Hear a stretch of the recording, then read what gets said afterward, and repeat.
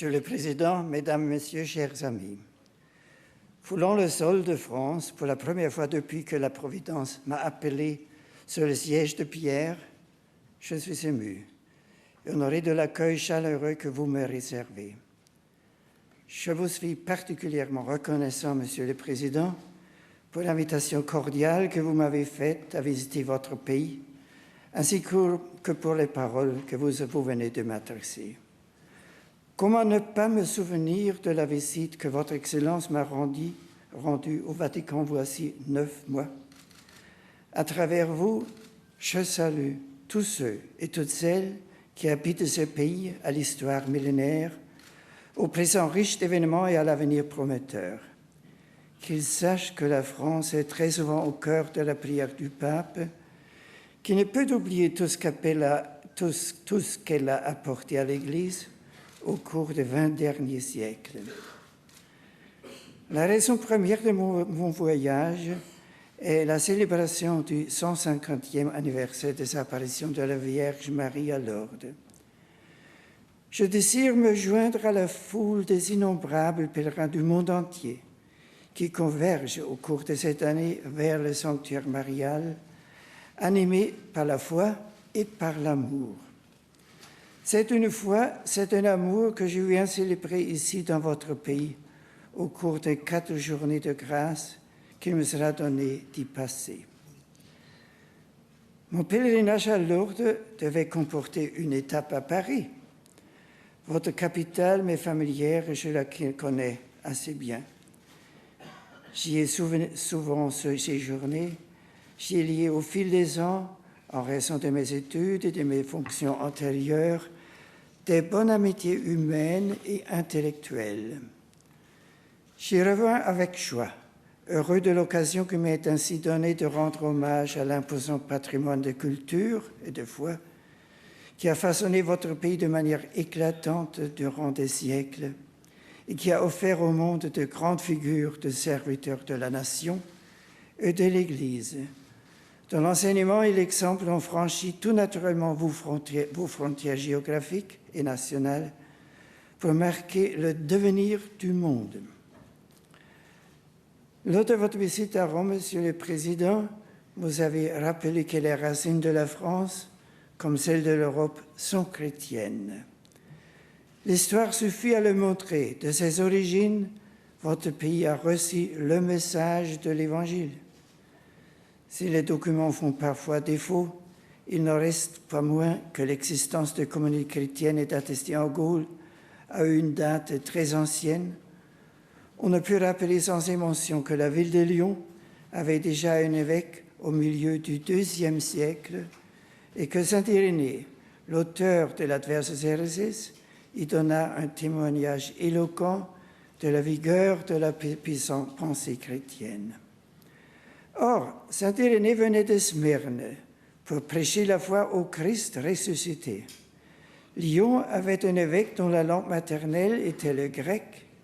Y a-t-il plus beau signe de la nature et de la destination universelle du message chrétien? Implantée à haute époque dans votre pays, l'Église y a joué un rôle civilisateur auquel il me plaît de rendre hommage en ce lieu. Vous y avez vous-même fait allusion dans votre discours au Palais de Latran en décembre dernier et de nouveau aujourd'hui. Transmission de la culture antique par le biais des moines, professeurs ou copistes, formation des cœurs et des esprits à l'amour du pauvre, aide aux plus démunis par la fondation de nombreuses congrégations religieuses, la contribution des chrétiens à la mise en place des institutions de la Gaule puis de la France est trop connue pour que je m'y attarde longtemps. Les milliers de chapelles, d'églises, d'abbayes et de cathédrales qui ornent le cœur de vos villes ou la solitude de vos campagnes disent assez combien vos pères dans la foi ont voulu honorer seule vie, que leur avait donné la vie et qui nous maintient dans l'existence. De nombreuses personnes en France se sont arrêtées pour réfléchir sur les rapports de l'Église et de l'État. Sur le problème des relations entre la sphère politique et la sphère religieuse, le Christ même avait déjà offert le principe d'une juste solution lorsqu'il répondit à une question qu'on lui posait « Rendez à César ce qui est à César et à Dieu ce qui est à Dieu ». L'Église en France jouit actuellement d'un régime de liberté. La méfiance du passé s'est transformée peu à peu en un dialogue serein et positif qui se consolide toujours plus. Un nouvel instrument de dialogue existe depuis 2002 et j'ai grande confiance en ce travail car la bonne volonté est réciproque. Nous savons que restent encore ouverts certains terrains de dialogue qu'il nous faudra parcourir et assainir peu à peu avec détermination et patience. Vous avez d'ailleurs utilisé, Monsieur le Président, l'expression belle de laïcité positive pour qualifier cette compréhension plus ouverte. En ce moment historique où les cultures s'entrecroisent de plus en plus, je suis profondément convaincu qu'une nouvelle réflexion sur le vrai sens et sur l'importance de la laïcité est devenue nécessaire. Il est en effet fondamental, d'une part, d'insister sur la distinction entre le politique et le religieux, afin de garantir aussi bien la liberté religieuse des citoyens que la responsabilité de l'État envers eux, et d'autre part, de prendre une conscience plus claire de la fonction irremplaçable de la religion pour la formation des consciences et de la contribution qu'elle peut apporter avec d'autres instances à la création d'un consensus éthique fondamental dans la société. Le pape, témoin d'un Dieu aimant et sauveur, s'efforce d'être un semeur de charité et d'espérance. Toute société humaine a besoin d'espérance. Et cette nécessité est encore plus forte dans le monde d'aujourd'hui, qui offre peu d'aspirations spirituelles et peu de certitudes matérielles. Les jeunes sont ma préoccupation majeure. Certains d'entre eux peinent à trouver une orientation qui leur convienne ou souffrent d'une perte de repères dans leur famille. D'autres encore expérimentent les limites d'un communautarisme religieux. Parfois marginalisés, souvent abandonnés à eux-mêmes, ils sont fragiles, ils doivent affronter seuls une réalité qui les dépasse. Il est donc nécessaire de leur offrir un bon cadre éducatif et de les encourager à respecter et à aider les autres afin qu'ils arrivent sereinement à l'âge responsable. L'Église peut apporter dans ce domaine sa contribution spécifique. La situation sociétale occidentale est hélas marquée par une avancée sournoise de la distance entre les riches et les pauvres, mais ceci aussi. Je suis certain qu'il est possible de trouver de justes solutions qui, dépassant l'aide immédiate nécessaire, iront au cœur des problèmes afin de protéger les faibles et de promouvoir leur dignité. À travers ses nombreuses institutions, par ses activités, l'Église, tout comme de nombreuses associations dans votre pays, tente souvent de parer à l'immédiat, mais c'est à l'État qu'il revient de légiférer pour éradiquer les injustices. Dans un cadre beaucoup plus large, Monsieur le Président, l'état de notre planète me préoccupe aussi, avec grande générosité. Dieu nous a confié le monde qu'il a créé. Il faudra apprendre à le respecter et à le protéger davantage. Il me semble qu'est arrivé le moment de faire des propositions plus constructives pour garantir le bien des générations futures. L'exercice de la présidence de l'Union européenne est l'occasion pour votre pays de témoigner de l'attachement de la France aux droits de l'homme et à leur promotion pour le bien de l'individu et de la société. Lorsque l'Européen verra et expérimentera personnellement que les droits inaliénables de la personne humaine, depuis sa conception jusqu'à sa mort naturelle, ainsi que ceux relatifs à son éducation libre, à sa vie familiale, à son travail, sans oublier naturellement ses droits religieux, lorsque donc cet Européen saisira que ces droits, qui constituent un tout indissociable, sont promus et respectés, alors il comprendra pleinement la grandeur de la construction de l'Union et en deviendra un artisan actif. La charge qui vous incombe, Monsieur le Président, n'est pas facile. Les temps sont incertains. C'est une entreprise ardue de trouver la bonne voie parmi les méandres du quotidien social et économique, national et international. En particulier, devant le danger de l'émergence d'anciennes méfiances, de tensions et d'opposition entre les nations, dont nous sommes aujourd'hui les témoins préoccupés, la France, historiquement sensible à la réconciliation des peuples, est appelée à aider l'Europe à construire la paix dans ses frontières et dans le monde entier. À cet égard, il est important de promouvoir une unité qui ne peut pas et ne veut pas être une uniformité, mais qui est capable de garantir le respect des différences nationales et des différentes traditions culturelles qui constituent une richesse dans la symphonie européenne, en rappelant d'autre part que l'identité nationale elle-même ne réalise que dans l'ouverture aux autres peuples et à travers la solidarité envers eux. J'exprime ma confiance que votre pays contribuera toujours plus à faire progresser ce siècle vers la sérénité, l'harmonie et la paix. Monsieur le Président, chers amis, je désire une fois encore vous exprimer ma gratitude pour cette rencontre.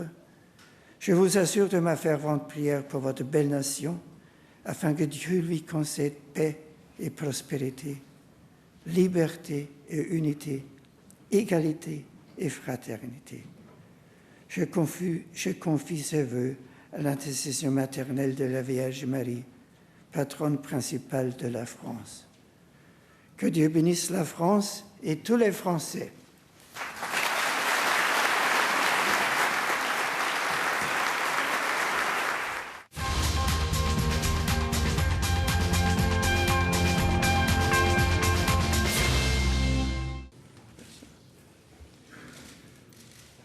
Monsieur le cardinal, Madame la ministre de la Culture, Monsieur le maire, Monsieur le chancelier de l'Institut, chers amis.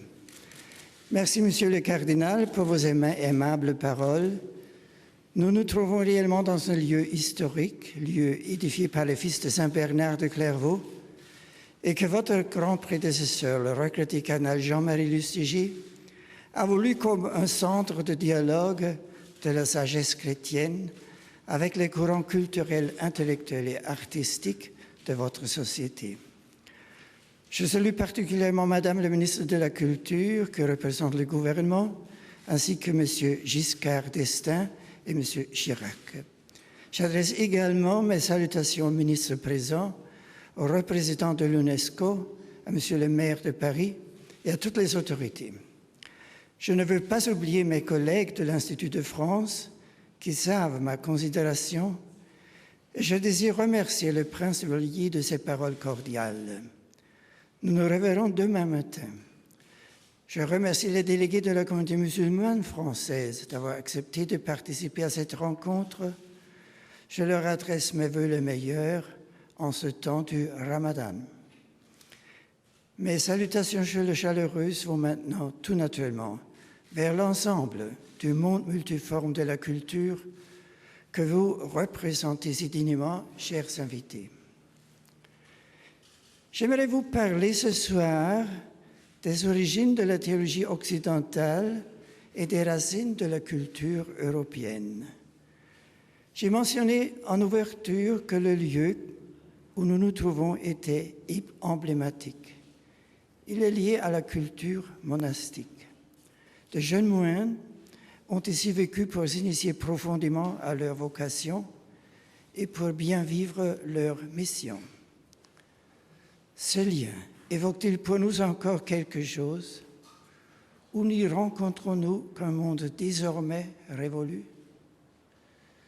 Pour pouvoir répondre, nous devons réfléchir un instant sur la nature même du monachisme occidental.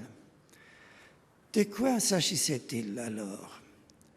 En considérant les flux historiques du monachisme, nous pouvons dire qu'au cours de la grande fracture culturelle provoquée par la migration des peuples et par la formation de nouveaux ordres étatiques, les monastères furent des espaces où survécurent les trésors de l'anticulture et où, en puisant en ces derniers, se forma petit à petit une culture nouvelle.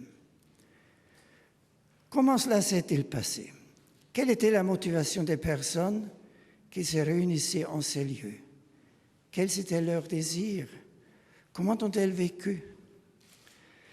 Avant toute chose, il faut reconnaître avec beaucoup de réalisme que leur volonté n'était pas de créer une culture nouvelle, ni de conserver une culture du passé. Leur motivation était beaucoup plus simple. Leur objectif était de chercher Dieu, quaerere Deum. Au milieu de la confusion de ces temps, où rien ne semblait résister, les moines désiraient la chose la plus importante, s'appliquer à trouver ce qui a de la valeur et demeure toujours, trouver la vie elle-même. Ils étaient à la recherche de Dieu.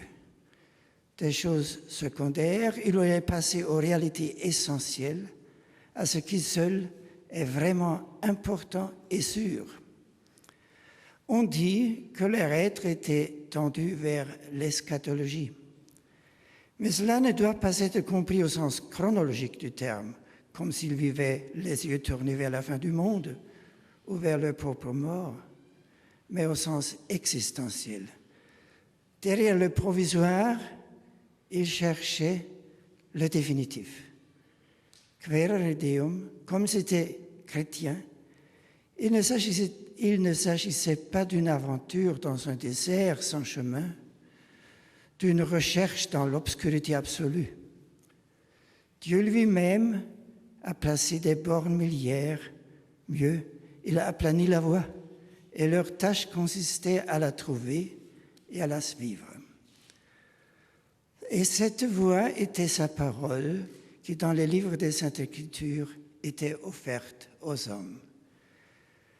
La recherche de Dieu requiert donc intrinsèquement une culture de la parole, ou comme le disait donc Jean Leclerc, eschatologie et grammaire sont dans le monachisme occidental indissociables l'une de l'autre. Le désir de Dieu comprend l'amour de l'être, l'amour de la parole, son exploration dans toutes ses dimensions. Puisque dans la parole biblique, Dieu est en chemin vers nous et nous vers lui, il devait apprendre à pénétrer le secret de la langue, à la comprendre dans sa structure et dans ses usages. Ainsi, en raison même de la recherche de Dieu, les sciences profanes qui nous indiquent les chemins vers la langue devenaient importantes. La bibliothèque faisait à ce titre partie intégrante du monastère, tout comme l'école. Ces deux lieux ouvraient concrètement un chemin vers la parole.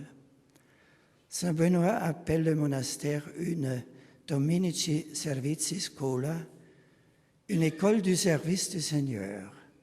L'école et la bibliothèque assuraient la formation de la raison et l'éruditio, sur la base de laquelle l'homme apprend à percevoir au milieu des paroles la parole.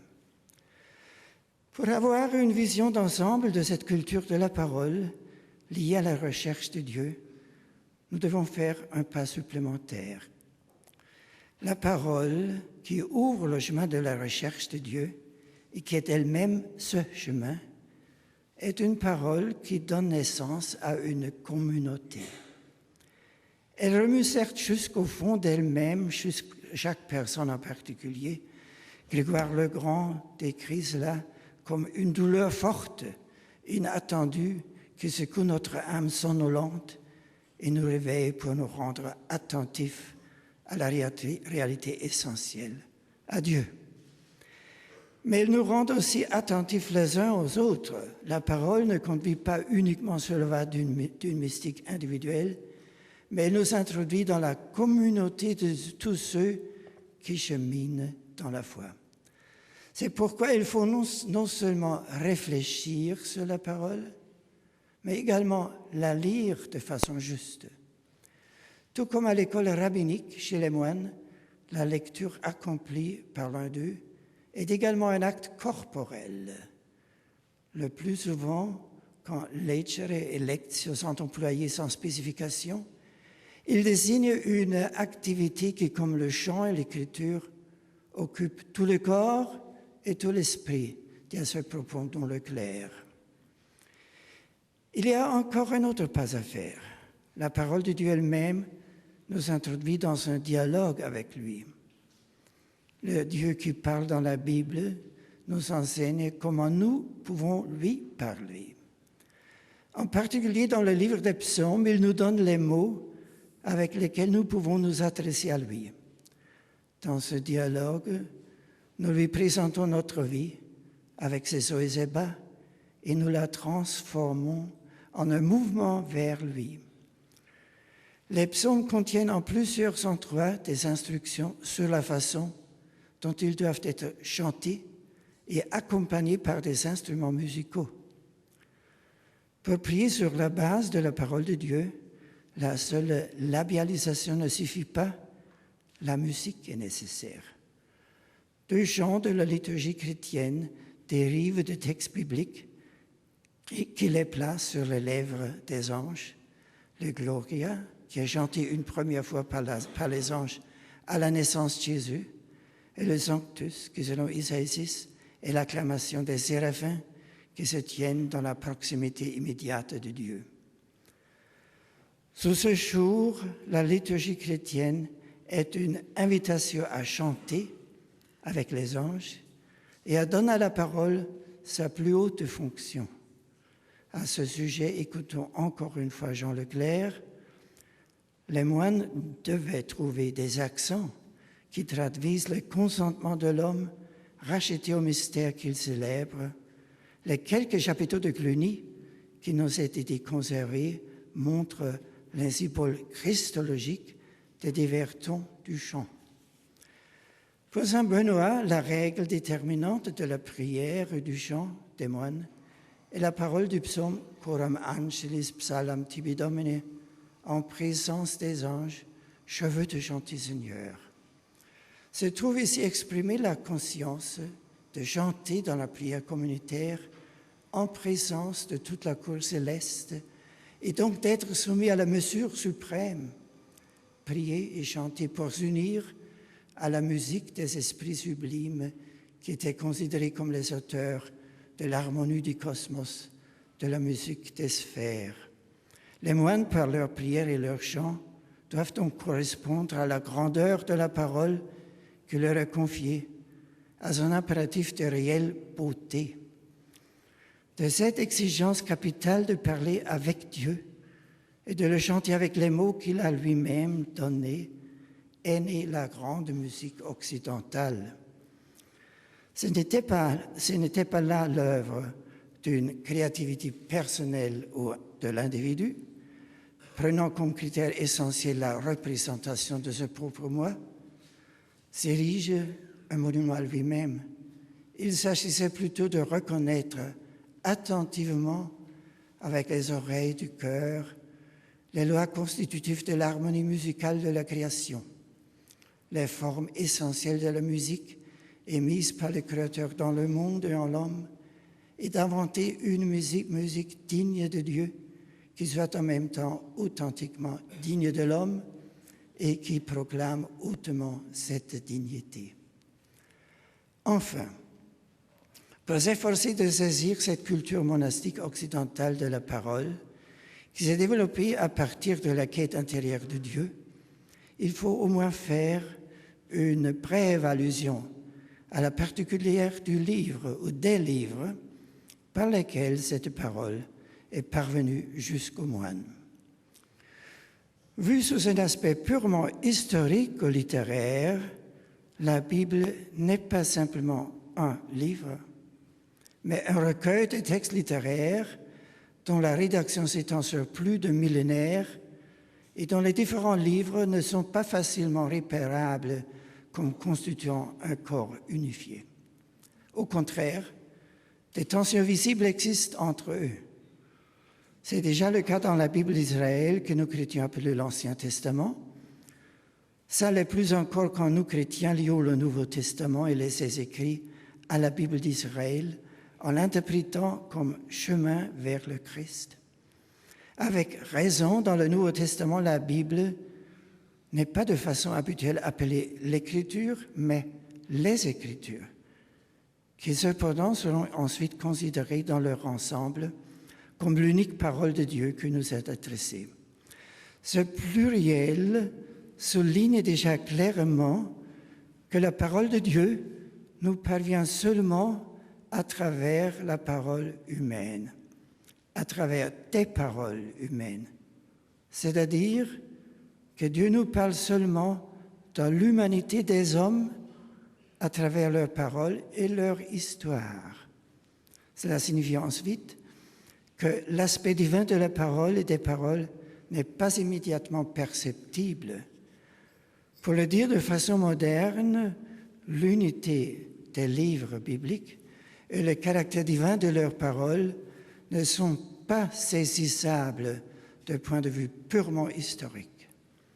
L'élément historique se présente dans le multiple et l'humain, ce qui explique la formulation d'un distique médiéval qui à première vue apparaît déconcertant. Littera cesta docet quid credas allegoria. La lettre enseigne les faits, l'allégorie ce qu'il faut croire, c'est-à-dire l'interprétation christologique et pneumatique. Nous pouvons exprimer tout cela d'une manière plus simple. L'Écriture a besoin de l'interprétation. Elle a besoin de la communauté où elle s'est formée, où elle a vécu. En elle seulement, elle a son unité et en elle se révèle le sens qui unifie le tout. Dit sous une autre forme, il existe des dimensions du sens de la parole et des paroles qui se découvrent uniquement dans la communion vécue de cette parole qui crée l'histoire. À travers la perception croissante de la pluralité de ses sens, la parole n'est pas dévalorisée, mais elle apparaît au contraire dans toute sa grandeur et sa dignité. C'est pourquoi le catéchisme de l'Église catholique peut affirmer avec raison que le christianisme n'est pas au sens classique une religion du livre. Le christianisme perçoit dans les paroles, la parole, le logos lui-même, qui déploie son mystère à travers cette multiplicité et la réalité d'une histoire humaine. Cette structure particulière de la Bible est un défi toujours nouveau posé à chaque génération. Selon sa nature, elle exclut tout ce qu'on appelle aujourd'hui fondamentalisme. La parole de Dieu, en effet, n'est jamais simplement présente dans la seule littéralité du texte. Pour l'atteindre, il faut un dépassement, un processus de compréhension qui se laisse guider par le mouvement intérieur de l'ensemble des textes et à partir de là, doit devenir également un processus vital. Ce n'est que dans l'unité dynamique de leur ensemble que de nombreux livres ne forment qu'un livre. La parole de Dieu et son action dans le monde se révèlent seulement dans la parole et dans l'histoire humaine. Le caractère crucial de ce thème est déclaré par les écrits de saint Paul. Il a exprimé de manière radicale ce que signifie le dépassement de la lettre et sa compréhension holistique dans la phrase « La lettre tue, mais l'esprit donne la vie ». Et encore, là où est l'esprit, là est liberté. Toutefois, la grandeur et l'ampleur de cette perception de la parole biblique ne peut se comprendre que si l'on écoute saint Paul jusqu'au bout, en apprenant que cet esprit libérateur a un nom et que de ce fait, la liberté a une mesure intérieure. Dit saint Paul, le Seigneur, c'est l'esprit. Et là où l'esprit du Seigneur est présent, là est la liberté. L'esprit qui rend libre ne se laisse pas réduire à l'idée ou à la vision personnelle de celui qui interprète. L'Esprit est Christ, et le Christ est le Seigneur qui nous montre le chemin. Avec cette parole sur l'Esprit, sur la liberté, un vaste horizon s'ouvre, mais en même temps, une limite claire est mise à l'arbitraire et à la subjectivité, limite qui oblige fortement l'individu, tout comme la communauté, et noue un lien supérieur à celui de la lettre du texte, le lien de l'intelligence et de l'amour. Cette tension entre le lien et la liberté, qui va bien au-delà du problème littéraire de l'interprétation de l'écriture, a déterminé aussi la pensée et l'œuvre du monachisme et a profondément modelé la culture occidentale. Cette tension se présente à nouveau à notre génération comme un défi face aux deux pôles que sont d'un côté l'arbitraire subjectif, de l'autre le fanatisme fondamentaliste. Si la culture européenne d'aujourd'hui comprenait désormais la liberté comme l'absence totale de lien, cela serait fatal et favoriserait inévitablement le fanatisme et l'arbitraire. L'absence de lien et l'arbitraire ne sont pas la liberté, mais sa destruction. En considérant l'école du service du Seigneur, comme Benoît appelait le monachisme, nous avons jusque-là porté notre attention prioritairement sur son orientation vers la parole, vers ora. Et de fait, c'est à partir de là que se détermine l'ensemble de la vie monastique. Mais notre réflexion resterait incomplète si nous ne fixions pas aussi notre regard, au moins brièvement, sur la deuxième composante du monachisme, désignée par le terme labora. Dans le monde grec, le travail physique était considéré comme l'œuvre des esclaves. Le sage, l'homme vraiment libre, se consacrait uniquement aux choses de l'esprit. Il abandonnait le travail physique, considéré comme une réalité inférieure à ces hommes qui n'étaient pas supposés atteindre cette existence supérieure, celle de l'esprit. La tradition juive était très différente. Tous les grands rabbins exerçaient parallèlement un métier artisanal. Paul, comme rabbi puis comme héros de l'Évangile aux gentils, était un fabricant de tentes. Il gagnait sa vie par le travail de ses mains. Il n'était pas une exception, mais il se situait dans la tradition commune du rabbinisme. Le monachisme chrétien a accueilli cette tradition. Le travail manuel en est un élément constitutif. Dans sa Regula, saint Benoît ne parle pas au sens strict de l'école, même si l'enseignement et l'apprentissage, comme nous l'avons vu, étaient acquis dans les faits. En revanche, il parle explicitement dans un chapitre de son règle du travail. Augustin avait fait de même en consacrant au travail des moines un livre particulier. Les chrétiens, s'inscrivant dans la tradition pratique depuis longtemps par le judaïsme, devaient en outre se sentir interpellés par la parole de Jésus dans l'évangile de Jean, où il défendait son action le jour du Shabbat. Il dit « Mon Père est toujours à l'œuvre, et moi aussi, je suis à l'œuvre. Le monde gréco-romain ne connaissait aucun Dieu créateur. La divinité suprême, selon leur vision, ne pouvait pas, pour ainsi dire, se salir les mains pour la création de la matière. L'ordonnancement du monde était le fait du démiurge, une divinité subordonnée. Le Dieu de la Bible est bien différent. Lui, l'un, le Dieu vivant et vrai, est également le Créateur. Dieu travaille. Il continue d'œuvrer dans et sur l'histoire des hommes. Et dans le Christ, il entre comme personne dans l'enfantement laborieux de l'histoire. Mon Père travaille et moi aussi, je travaille. Dieu lui-même est le Créateur du monde et la création n'est pas encore achevée. Dieu travaille. Ergatsete. C'est ainsi que le travail des hommes devait apparaître comme une expression particulière de leur ressemblance avec Dieu qui rend l'homme participant à l'œuvre créatrice de Dieu dans le monde. Sans cette culture du travail qui, avec la culture de la parole, constitue le monachisme, le développement de l'Europe, son ethos et sa conception du monde sont impensables. L'originalité de cet ethos devrait cependant faire comprendre que le travail et la détermination de l'histoire par l'homme sont une collaboration avec le Créateur, qui ont en lui leur mesure. Là où cette mesure vient à manquer, et là où l'homme s'élève lui-même au rang de créateur déiforme, la transformation du monde peut facilement aboutir à sa destruction.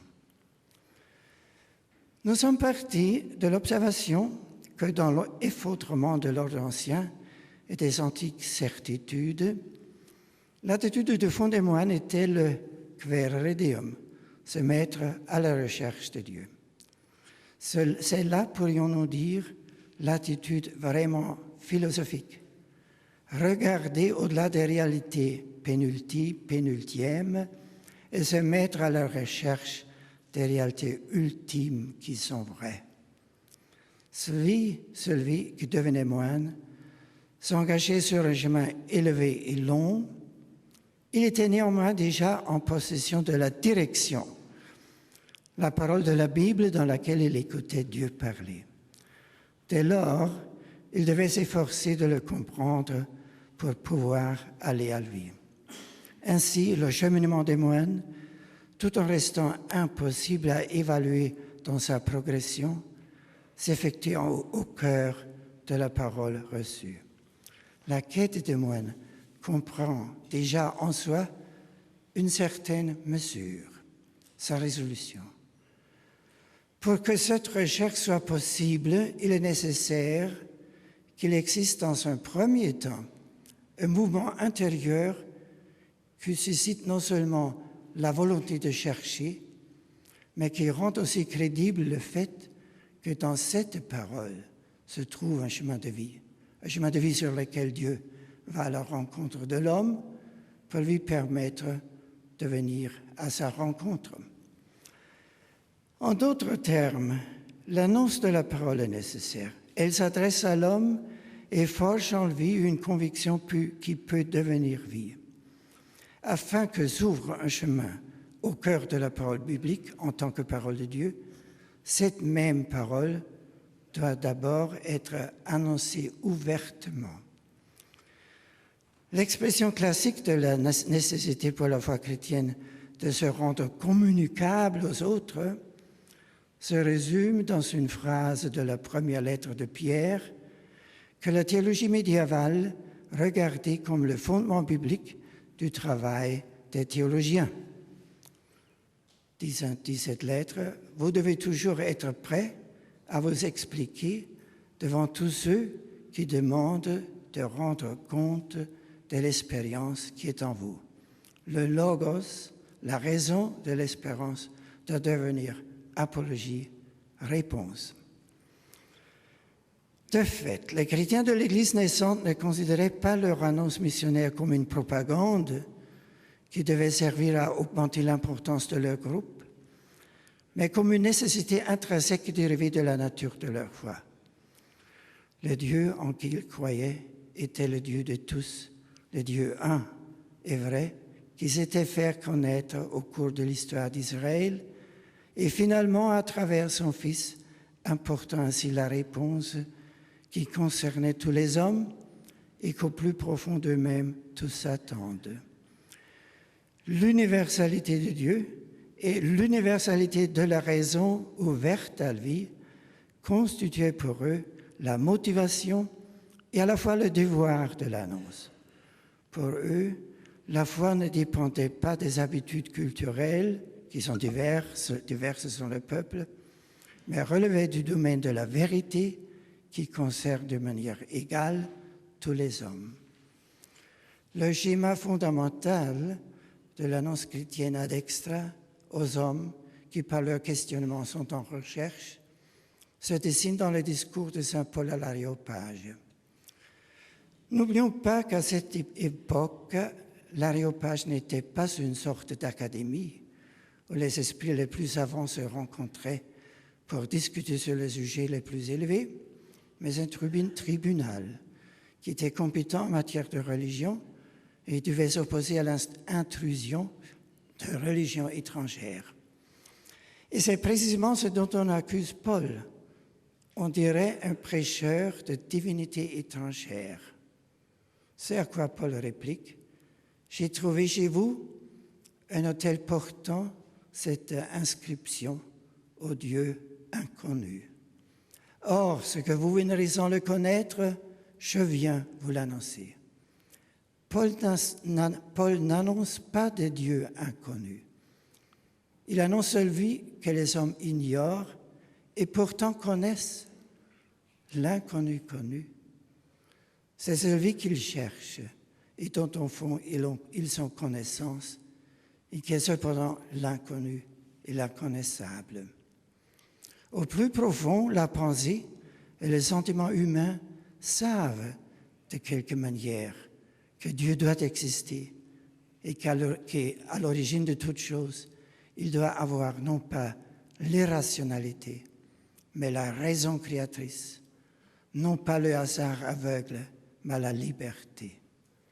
Toutefois, bien que tous les hommes se sachent d'une certaine façon, comme Paul le souligne dans la lettre aux Romains, cette connaissance demeure ambiguë. Et Dieu seulement pensé et élaboré par l'esprit humain n'est pas le vrai Dieu. S'il ne se montre pas, quoi que nous fassions, nous ne parvenons pas pleinement jusqu'à lui. La nouveauté de l'annonce chrétienne, c'est la possibilité de dire maintenant à tous les peuples, il s'est montré, lui personnellement. Et à présent, le chemin qui mène à lui est ouvert. La nouveauté de l'annonce chrétienne ne réside pas dans une pensée, mais dans un fait. Dieu s'est révélé. Et ce n'est pas un fait nu, mais un fait qui lui-même est Logos, présence de la raison éternelle dans notre chair. Verbum caro factum est, il en est vraiment ainsi en réalité, à présent le Logos, et là, le Logos présent au milieu de nous. C'est un fait, mais un fait rationnel. Cependant, l'humilité de la raison sera toujours nécessaire pour pouvoir l'accueillir. Il faut l'humilité de l'homme pour répondre à l'humilité de Dieu.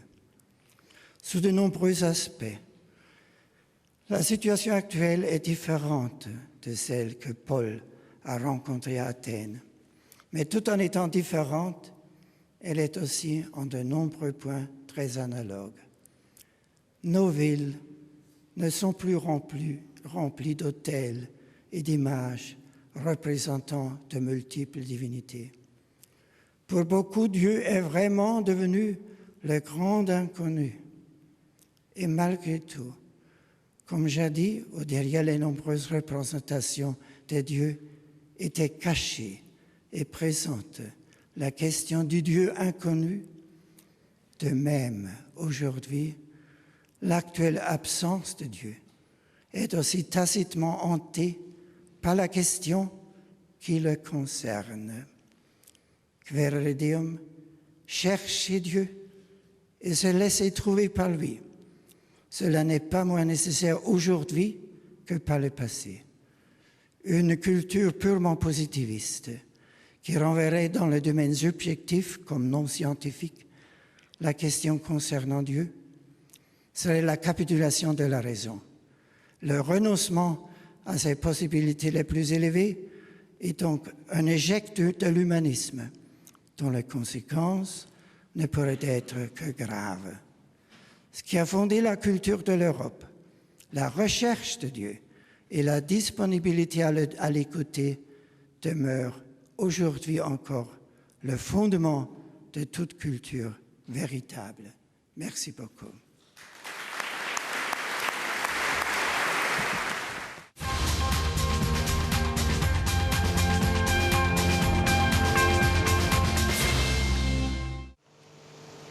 Chers frères cardinaux et évêques, messieurs les chanoines du chapitre, messieurs les chapelains de Notre-Dame, chers prêtres diacres, chers amis membres des églises et communautés ecclésiales non catholiques, chers frères et sœurs, béni soit Dieu qui nous permet de nous retrouver en un lieu si cher au cœur des Parisiens, mais aussi de tous les Français.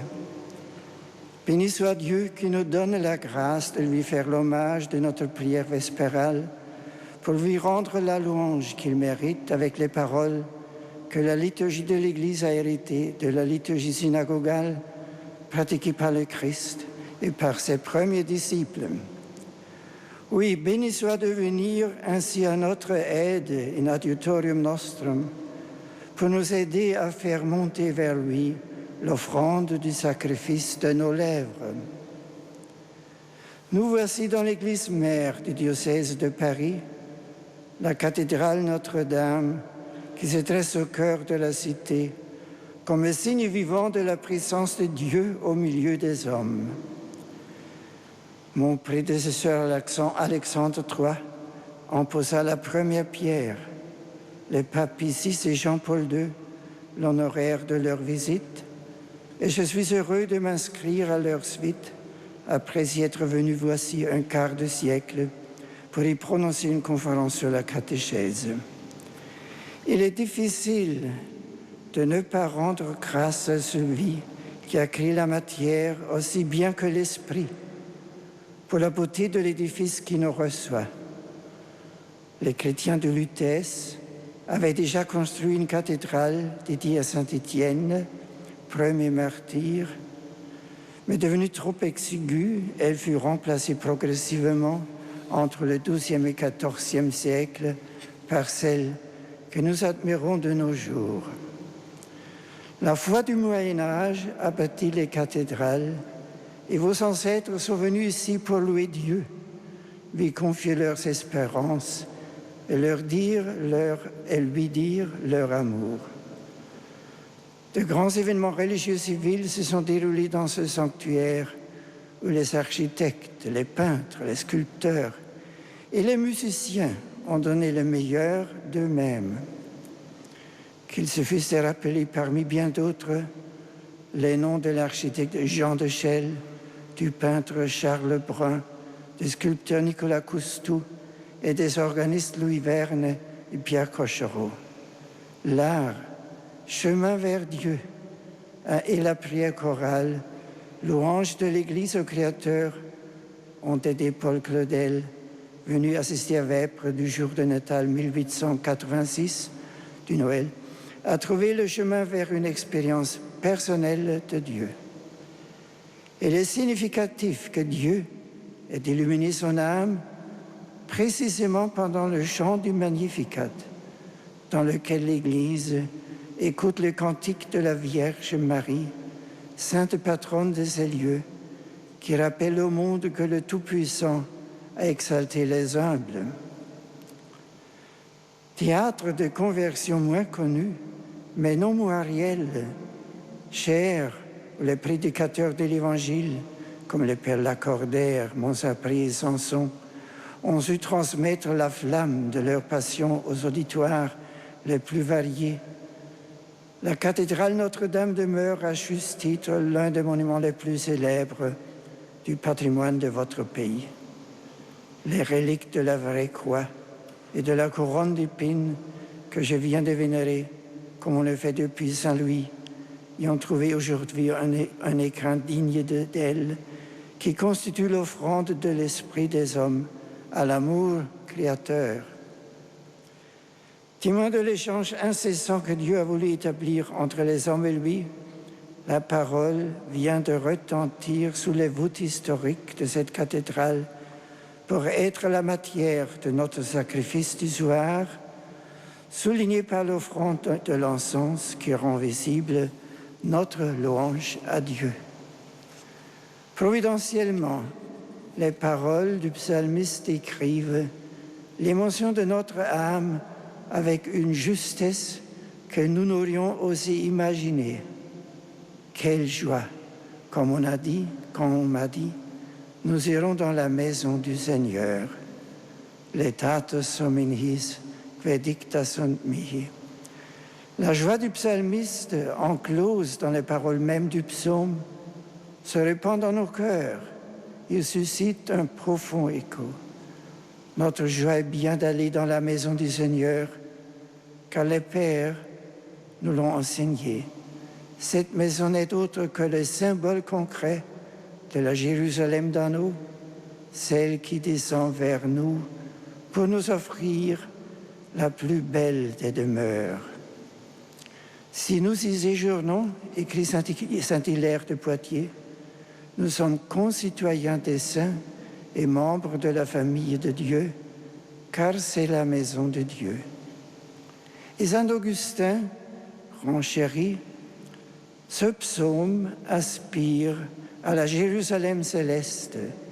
C'est des cantiques des degrés qui ne sont pas faits pour descendre, mais pour monter. Dans notre exil, nous soupirons, mais nous rencontrons parfois des compagnons qui ont vu la cité sainte, qui nous invitent à y courir. Chers amis, au cours de ces vêpres, nous rejoignons par la pensée, dans la prière, les innombrables voix de ceux et de celles qui ont chanté ce psaume, ici même avant nous, depuis des siècles et des siècles.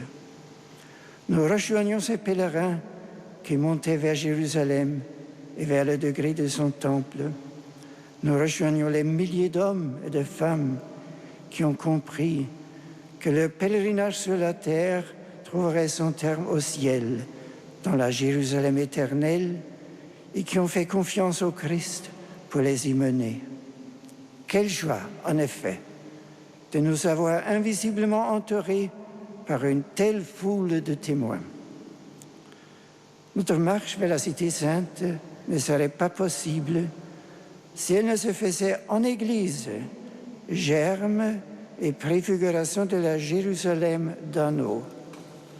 Si le Seigneur ne bâtit la maison, les bâtisseurs travaillent en vain. Qui est ce Seigneur? Sinon notre Seigneur Jésus-Christ, celui qui a fondé son Église, qui l'a bâtie sur le roc, sur la foi de l'apôtre Pierre. Comme le dit encore saint Augustin, c'est Jésus-Christ, lui-même, notre Seigneur, qui construit son temple. Beaucoup se fatiguent à bâtir, mais si le Seigneur n'en construit un, c'est en vain que travaillent ceux qui construisent. Or, chers amis Augustins, se pose la question de savoir quels sont ces travailleurs. Il répond lui-même, ceux qui prêchent dans l'Église la parole de Dieu, qui administrent les sacrements. Nous courons tous maintenant, nous travaillons tous, nous édifions tous, mais c'est Dieu seul qui en nous édifie, qui avertit, qui ouvre l'intelligence, qui applique notre esprit aux vérités de la foi. Quelle merveille, quelle merveille revêt notre action au service de la parole divine. Nous sommes les instruments de l'Esprit. Dieu a l'humilité de passer par nous pour répandre sa parole. Nous devenons sa voix après avoir tendu l'oreille vers sa bouche. Nous mettons sa parole sur nos lèvres pour la donner au monde. L'offrande de notre prière est agréée par lui. Il lui sert pour se communiquer à tous ceux que nous rencontrons. En vérité, comme Paul le dit aux Éphésiens, il nous a comblés de sa bénédiction spirituelle en Jésus-Christ, puisqu'il nous a choisis pour être ses témoins jusqu'aux extrémités de la terre et qu'il nous a élus dès avant notre conception pour un don mystérieux de sa grâce.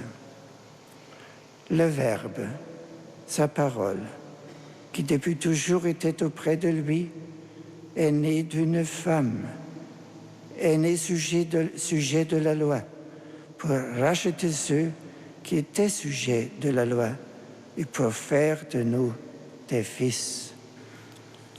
Tu as pris chair dans le sein d'une femme, d'une vierge.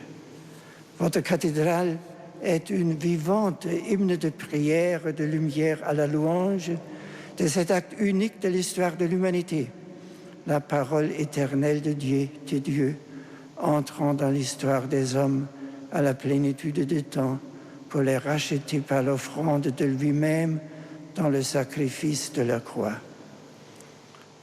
Nos liturgies de la terre, tout entières ordonnées à la célébration de cet acte unique de l'histoire, ne parviendront jamais à en exprimer totalement l'infinie densité.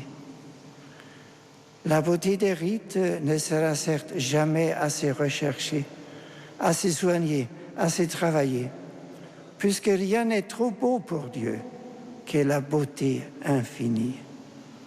Nos liturgies de la terre ne pourront jamais être qu'un pâle reflet de la liturgie céleste qui se célèbre dans la Jérusalem d'en haut, objet du terme de notre pèlerinage sur la terre.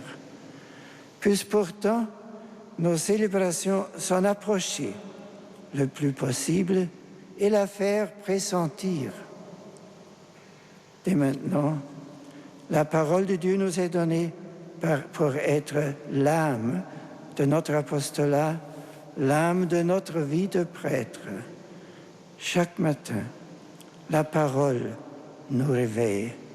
Chaque matin, le Seigneur lui-même nous ouvre l'oreille par les psaumes de l'office de lecture et de laude. Tout au long de la journée, la parole de Dieu devient la matière de la prière de l'Église tout entière, qui veut ainsi témoigner de sa fidélité au Christ.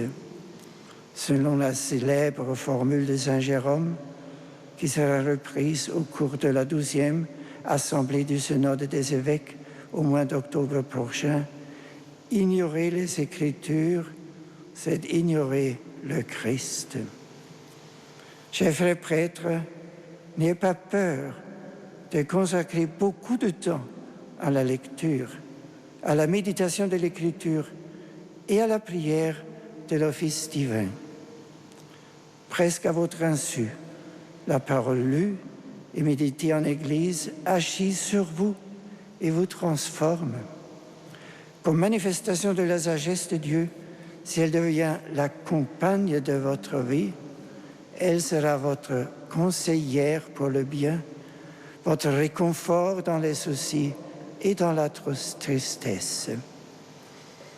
La parole de Dieu est vivante, énergique et plus coupante qu'une épée à deux tranchants, comme l'écrit l'auteur de la lettre aux Hébreux. À vous, chers séminaristes, qui vous préparez à recevoir le sacrement de l'ordre, afin de participer à la triple charge d'enseigner, de gouverner et de sanctifier. Cette parole est remise comme bien précieux.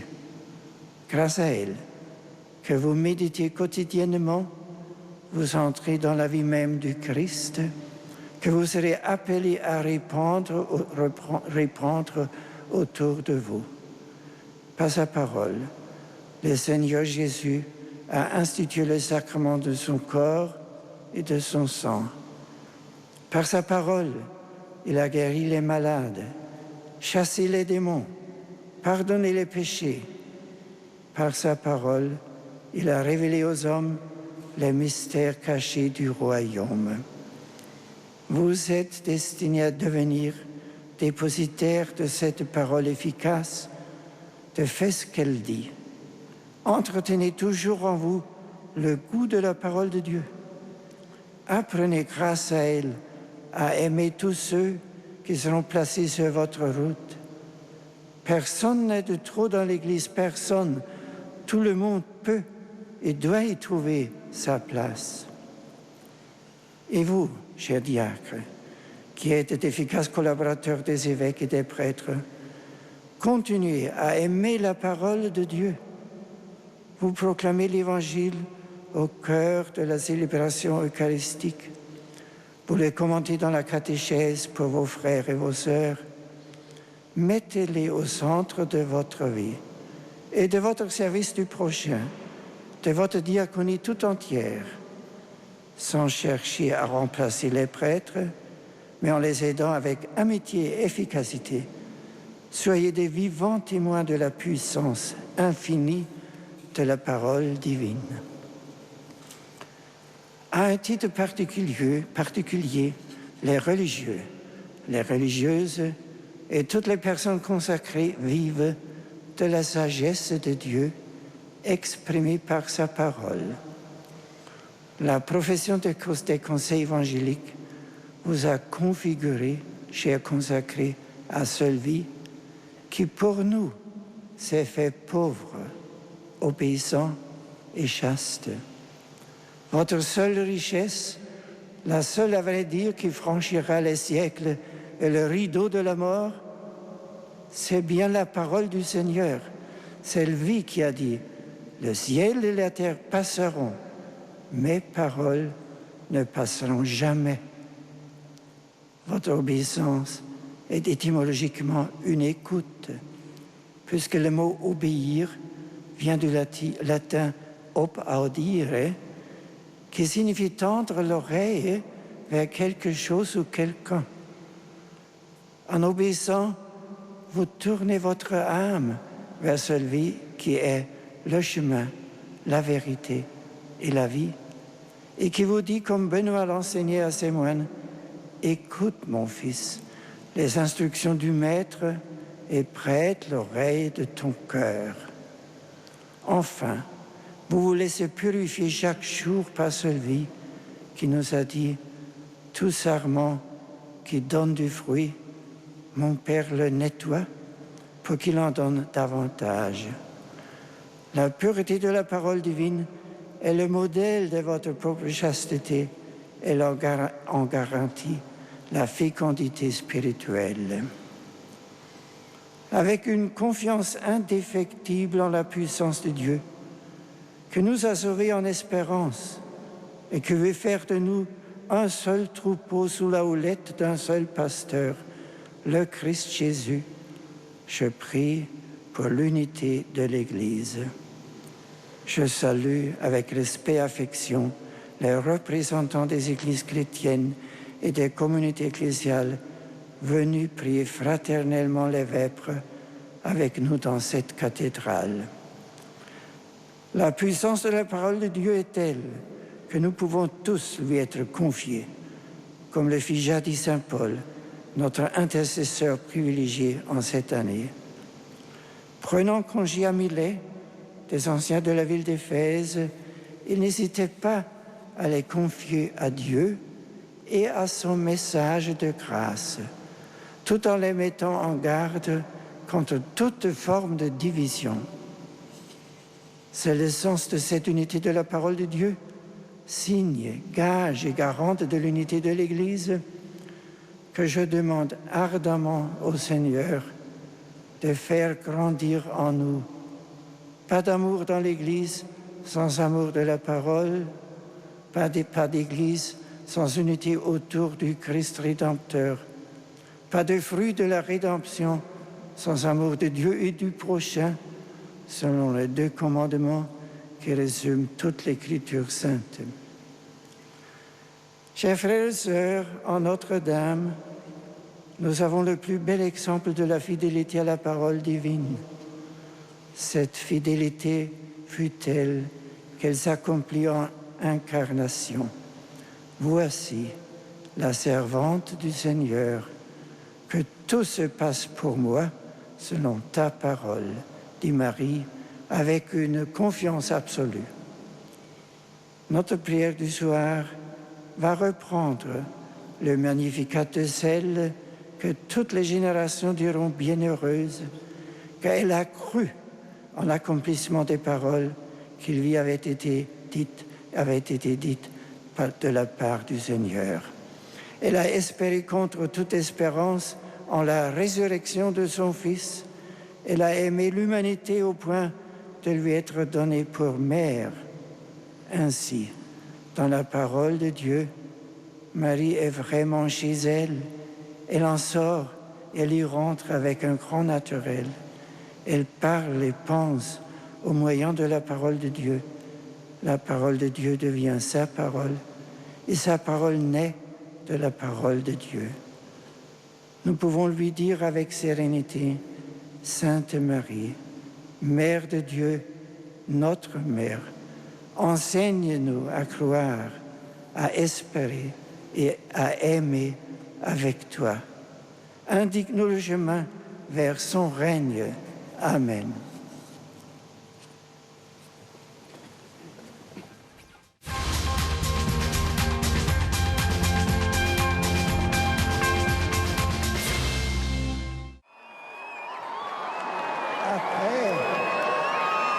Après le recueillement, merci. Après le recueillement priant des vêpres de Notre-Dame, c'est avec enthousiasme que vous me saluez ce soir. Merci.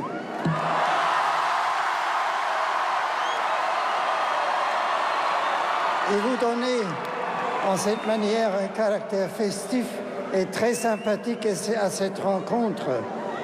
Elle me rappelle cette inoubliable de juillet dernier à Sydney, à laquelle certains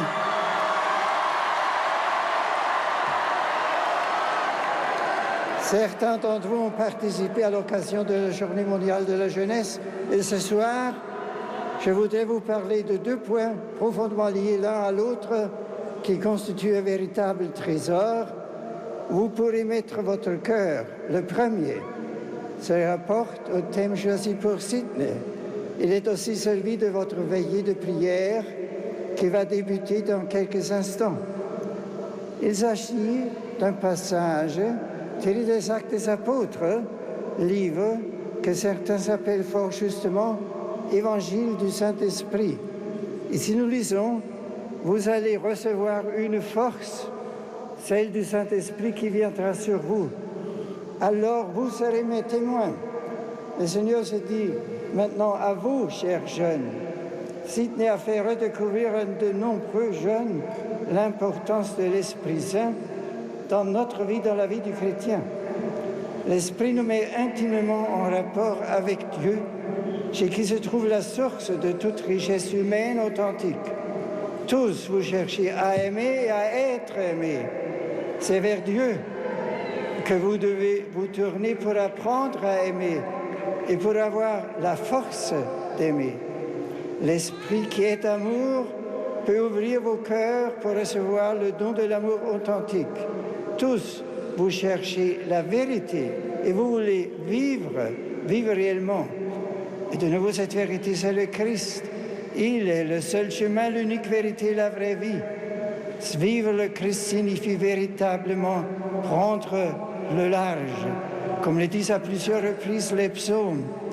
La route de la vérité est en même temps une et multiple, selon les divers charismes de chacun, tout comme la vérité est d'une et à la fois d'une richesse inépuisable.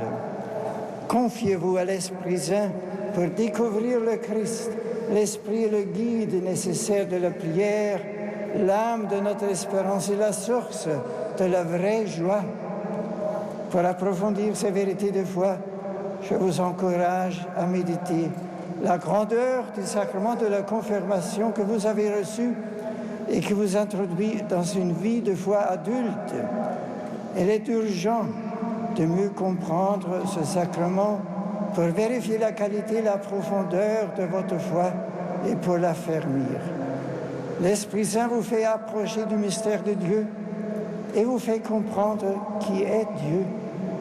Il vous invite à voir dans votre prochain le frère que Dieu vous a donné pour vivre avec lui en communion humainement et spirituellement. Pour vivre en Église, donc, en vous révélant qui est le Christ, mort et ressuscité pour nous, il vous pousse à témoigner. Vous êtes à l'âge de la générosité. Il est urgent de parler du Christ autour de vous, à vos familles, à vos amis, sur vos lieux d'études, de travail ou de loisirs. N'ayez pas peur, ayez le courage.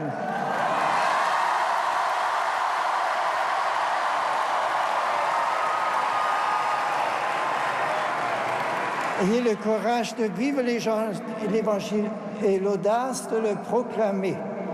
Pour cela, je vous encourage à voir les mots qu'il faut pour annoncer Dieu autour de vous, appuyant votre témoignage sur la force de l'Esprit demandé dans la prière. Portez la bonne nouvelle aux jeunes de votre âge et aussi aux autres. Ils connaissent les turbulences des affections, le souci et l'incertitude face au travail et aux études. Ils affrontent les souffrances, ils font l'expérience de joie unique.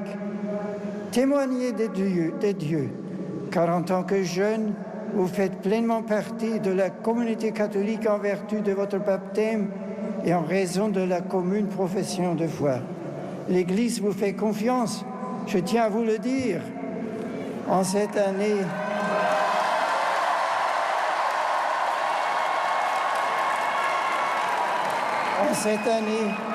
dédiée à Saint Paul, je voudrais vous confier un second trésor qui était au centre de la vie de cet apôtre fascinant. Il s'agit du mystère de la croix. Dimanche, à Lourdes, je célébrerai la fête de la croix glorieuse en me joignant à d'innombrables pèlerins. Beaucoup d'entre vous portent autour de leur cou une chaîne avec une croix. Moi aussi, j'en porte une, comme tous les évêques d'ailleurs. Ce n'est pas un ornement, ni un bijou, c'est le symbole précieux de notre foi, le signe visible et matériel du ralliement au Christ. Saint Paul parle clairement de la croix au début de sa première lettre aux Corinthiens. À Corinthe, vivait une communauté agitée et turbulente qui était exposée aux dangers de la corruption, de la vie ambiante. Ces dangers sont semblables à ceux que nous connaissons aujourd'hui. Je ne citerai que les suivants: les querelles et les luttes au sein de la communauté des croyants, la séduction offerte par des pseudo-sagesses religieuses ou philosophiques, la superficialité de la foi et la morale dissolue. Saint Paul débute sa lettre en écrivant: le langage de la croix est folie pour ceux qui vont vers leur perte, mais pour ceux qui vont vers le salut, pour nous, il est puissance de Dieu. Puis l'apôtre montre l'opposition singulière qui existe entre la sagesse et la folie, selon Dieu et les hommes. Il en parle lorsqu'il évoque la fondation de l'Église à Corinthe et au sujet de sa propre prédication. Il conclut en insistant sur la beauté de la sagesse de Dieu que le Christ et à sa suite ses apôtres sont venus enseigner au monde et aux chrétiens. Cette sagesse mystérieuse et demeurée cachée nous a été révélée par l'Esprit, car l'homme, dit saint Paul, lui qui n'a pas que ses forces d'homme, ne peut pas saisir ce qui vient de l'Esprit de Dieu. Pour lui, ce n'est que folie. Il ne peut pas comprendre, car c'est par l'Esprit qu'on en juge. L'Esprit ouvre l'intelligence humaine à de nouveaux horizons qui la dépassent. Il lui fait comprendre que l'unique vraie sagesse réside dans la grandeur du Christ. Pour les chrétiens, la croix symbolise la sagesse de Dieu et son amour infini révélé dans le don salvifique du Christ mort et ressuscité pour la vie du monde, pour la vie de chacun et de chacune d'entre vous en particulier. Puis cette découverte d'un Dieu qui s'est fait homme par amour, cette découverte bouleversante, vous invite à respecter, à vénérer la croix. Elle est non seulement le signe de votre vie en Dieu et de votre salut, mais elle est aussi le témoin muet des douleurs des hommes. Et en même temps, l'expression unique et précieuse de toutes leurs espérances. Chers jeunes, je sais que vénérer la croix attire aussi parfois la raillerie et même la persécution. La croix compromet en quelque sorte la sécurité humaine, mais elle affermit aussi et surtout la grâce de Dieu et confirme notre salut. Ce soir, je confie à vous la croix du Christ. L'Esprit Saint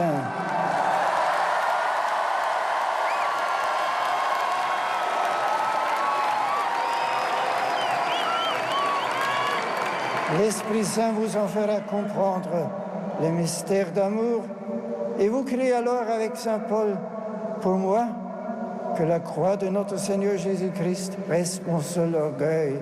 Par elle, le monde est à jamais crucifié pour moi, comme moi pour le monde.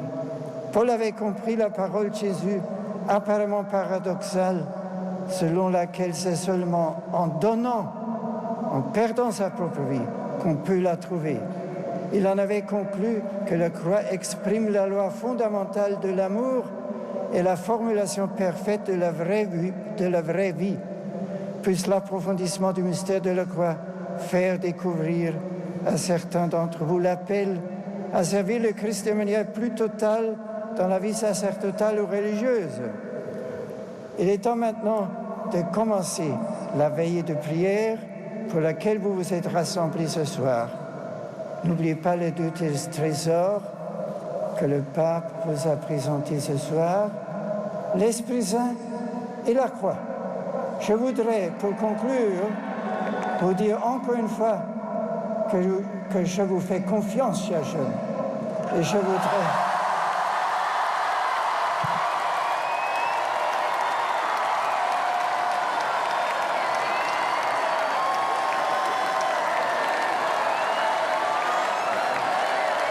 Je voudrais...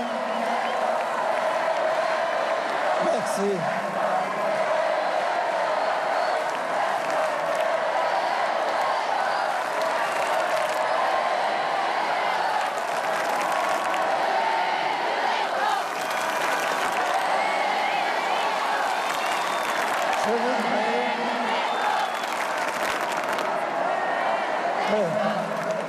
Je voudrais que vous éprouviez aujourd'hui et demain l'estime et l'affection de l'Église. Et réellement, nous voyons ici l'Église vivante. Que Dieu vous accompagne chaque jour et qu'il vous bénisse ainsi que vos familles et vos amis.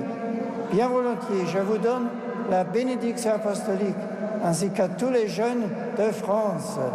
Benedicat vos omnipotens Deus, Pater et Filius et Spiritus Sanctus. Merci pour votre foi. Bonne veille.